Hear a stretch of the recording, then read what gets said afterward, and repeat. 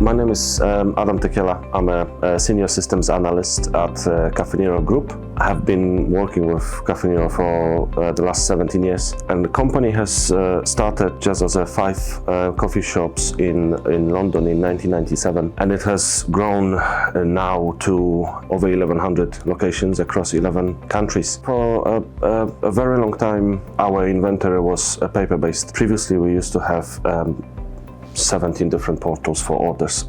Every supplier would have a different way of ordering. So Crunchtime Inventory is our main ordering platform now for every single supplier across all of our 11 countries, and having the same message to every administrator and every supplier. It makes a massive difference. It makes decision making so much easier. Rather than we react to stuff, we can forecast, so we can be a little bit more prepared. The report that made a massive difference for us is the actual versus theoretical report. But the way we've set it up within Crunchtime, that straight away gave us an opportunity to see is which type of products are the biggest pain point essentially for us and what we need to tackle. Sometimes you need to set up 50 stores within a week.